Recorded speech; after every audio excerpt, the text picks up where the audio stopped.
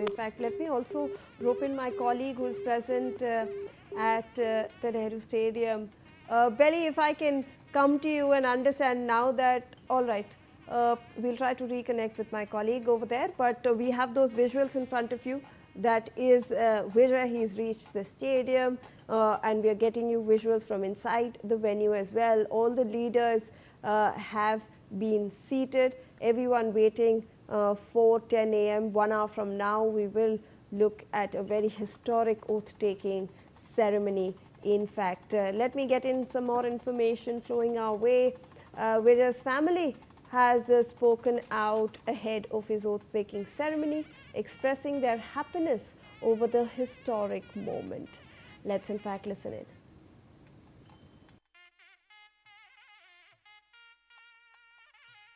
I am so happy. Today Annai Dinam, happy Annai, happy Women's Day. Sorry, happy Mother's Day. தமிழில் கேட்டிங்கன்னா தான் எனக்கு கொஞ்சம் ஈஸியாக இருக்கும். நீங்கள் இதே தமிழில் கேட்கணும். நீங்கள் ரொம்ப லேட்டு. அப்புறம் happily we are going the function, going for the function. Okay? I'm going to enjoy that my son is going to take the oath now. All right, let me also go across to Mr. Lakshman. Mr. Lakshman, when we are looking at the DMK or the AIA DMK, it's probably in a very long time that they will be looking at themselves as the principal opposition, and AIA DMK being relegated to the third in fact party in Tamil Nadu. So how do you think that their political journey will change, or their structure will change going forward? No mistake of this. DMK has been an excellent opposition party whenever it has been in opposition. So Vijay can expect to be every day under scrutiny, although yes, he will have a honeymoon period, both from the voters as well as the opposition, which has already clarified that they are going to see the first 6 months to Vijay, and then they will see how he functions. So to that extent, I am very confident that DMK will be functioning as it has always been doing as a good opposition party. It is the AIDMK I am a bit apprehensive about its ability to continue to be in the same kind of a position, given the fact that there are about 20-25 people who are said to be willing to and wanting to break ranks and join the TVK. So about which on the ground, I think Ramakrishnan may be better aware than me at the moment, but I still feel that a bit of the opposition space would be up for grabs. All right, all right. In fact, we have some more information flowing our way. Let me introduce that before we go across to our other guests. In fact, actress Trisha Krishnan has spoken to reporters as she left her home for Vijay's oath, and we'll listen to her statement, but you can look at those visuals. She's already reached at the venue. Let's play out the bite if we have.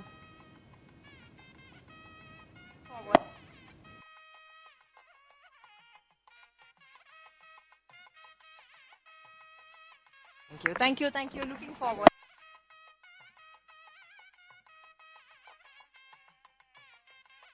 That she's looking forward to the oath-taking ceremony. She's arrived at the venue. We got you those visuals as well.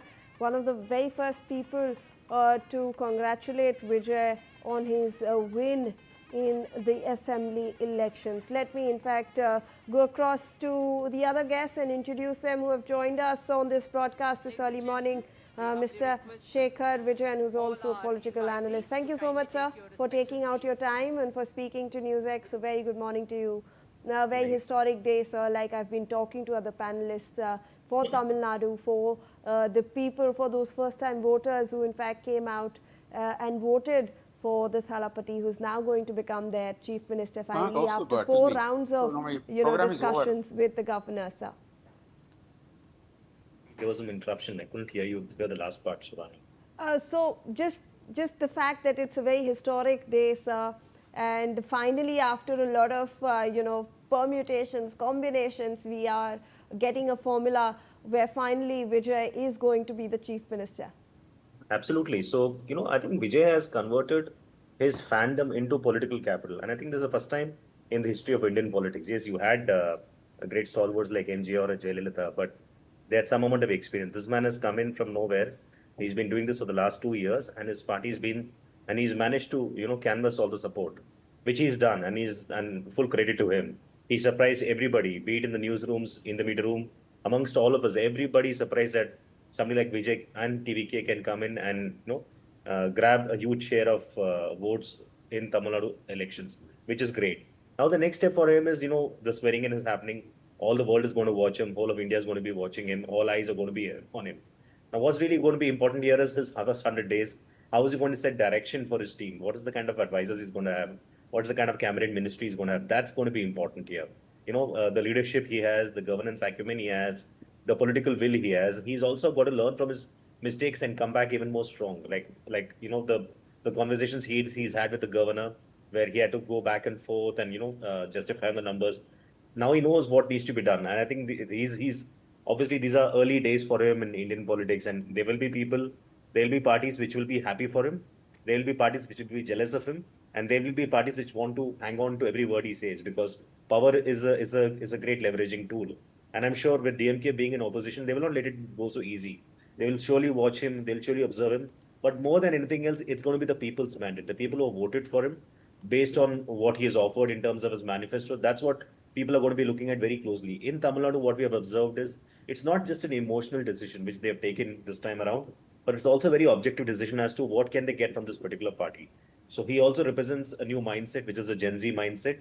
He also represents a mindset which is aspirational. We have to also understand that he's been an actor who's been at the top of his game. Usually, politicians, actors, when they come in, or actors, when they come in, they are at the fag end of the game, and then they get into politics. This man is at the top of his game, and now he's coming into active politics, which is a big difference if you notice. To leave everything aside, Right.